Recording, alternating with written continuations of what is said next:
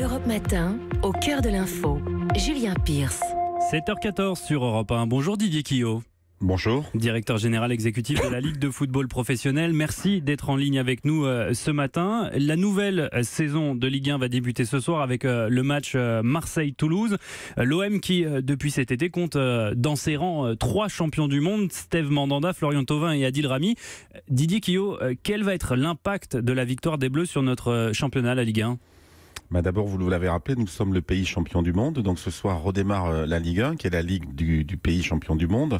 L'impact, déjà, on va commencer ce soir par honorer les 3 champions marseillais et le médecin, donc qui est aussi le médecin de l'équipe de France. Donc on présentera la Coupe du Monde, donc avant le match, au stade Vélodrome, qui sera particulièrement plein d'après ce que je comprends ce soir. Il y a plus de 60 000 personnes d'après ce qu'on m'a dit qui sont attendues, ce qui prouve l'attractivité de la Ligue 1. Donc les conséquences de la Coupe du Monde, déjà sur les affluences dans les stades. Je pense que en 98, on avait vu les affluences augmenter dans les stades. Je crois que les affluences qui ont déjà augmenté l'année dernière, puisqu'elles étaient en hausse de 7% par rapport à la saison précédente, je pense vont continuer à augmenter. Il y a un nouveau public, une nouvelle clientèle entre guillemets qui est venue découvrir la Coupe du Monde. Beaucoup de femmes, beaucoup de familles. J'espère qu'elles vont continuer à venir dans les stades maintenant supporter leur club de cœur. En termes d'image à l'international, nous sommes tout de même, je le disais au début, le pays champion du monde et nous sommes donc la Ligue du pays champion du monde. Donc je pense qu'il y a un regard nouveau, il y a un intérêt nouveau. Ce n'est plus seulement de la curiosité, maintenant c'est un vrai intérêt à la fois des investisseurs étrangers, comme on vient de le voir avec l'arrivée de nouveaux investisseurs à Bordeaux, des diffuseurs. On a vu par exemple à l'occasion du Trophée des Champions la semaine dernière qu'il y a eu plus de 3 millions de téléspectateurs en Chine qui ont regardé le match PSG-Monaco. Donc ça c'est, je dirais, l'attractivité nouvelle à l'étranger. Et enfin, en termes d'image, je pense que l'image formidable qu'a donnée l'équipe de France à l'occasion de la Coupe du Monde va rejaillir sur l'ensemble de l'image du football français, prouver que les joueurs de foot, ce sont aussi des bons gamins qui aiment le drapeau bleu-blanc-rouge, qui aiment la République comme ils l'ont dit, et qui sont des talents formés dans nos centres de formation, qui sont capables d'être des grands sportifs, mais aussi des grands citoyens. Didier Quillot, ce choix de la Chine pour accueillir le Trophée des Champions n'est pas anodin. La Ligue a ouvert un bureau à Pékin pour s'ouvrir au marché asiatique. 2 matchs cette saison devraient être programmés à 13h pour qu'ils puissent, avec le décalage horaire, être diffusés en prime time en Chine. Didier Quillot, tout ça c'est peut-être très bénéfique pour les finances de la Ligue et des clubs, mais les supporters français, eux, ceux qui mettent l'ambiance dans les stades, vous êtes sûr qu'ils sont prêts à se déplacer avec ces nouveaux horaires ? Alors, deux commentaires. Premièrement, donc le développement international de la marque Ligue 1, de la Ligue 1, de notre championnat, ça fait partie de nos priorités.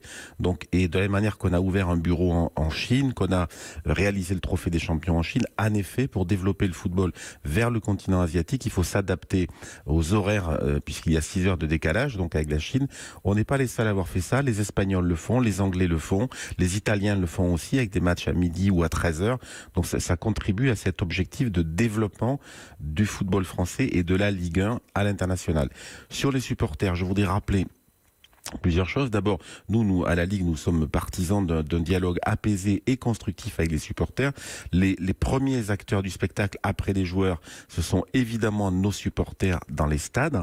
Donc, par exemple, cette saison, après avoir discuté avec les associations de supporters au sein de l'Institut national du supporterisme, nous avons mis en place une expérimentation sur les tribunes debout.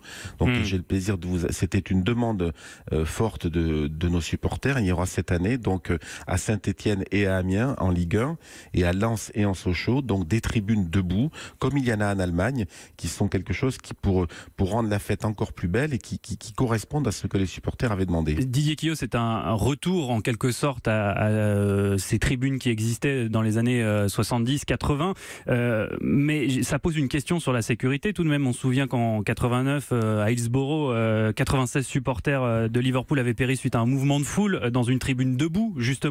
Qu'est-ce qui garantit aujourd'hui que ce genre de tragédie ne se reproduise pas ?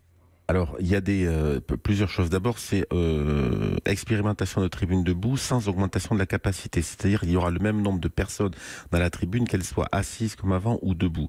Deuxièmement, il y a ce qu'on appelle des brise-lames. Donc, c'est des barrières qui permettent d'éviter les mouvements de foule. Et puis, enfin, je pense qu'il y a un travail à faire par les clubs et la Ligue avec les supporters. Mais en première ligne, ce sont évidemment les clubs qui ont la responsabilité de leurs supporters pour que cette expérimentation qu'on fait, ce soit quelque chose qui soit un vecteur de fête, un vecteur de communion des supporters avec leur équipe. Et la sécurité, vous en parliez dans un instant, évidemment la sécurité, ça reste la priorité des priorités. Donc d'ailleurs, quand on interroge les spectateurs qui vont dans les stades de Ligue 1, quand ils sortent des stades, ils sont très contents de la sécurité, ils le mettent en haut des critères pour lesquels ils vont dans le stade, puisque on est en sécurité dans les stades français. Et la mission première de la Ligue et des clubs, c'est de garantir la sécurité des supporters, bien entendu. Donc les tribunes debout, c'est pas pour faire rentrer davantage de spectateurs, c'est pour que l'ambiance soit meilleure. C'est à ISO nombre de spectateurs, comme l'on dit, que ce soit en configuration assise ou en configuration debout. Toujours au sujet des supporters, Didier Quillot, la saison passée a été marquée entre autres par de nombreux fumigènes dans les stades. Comment comptez-vous régler ce problème ?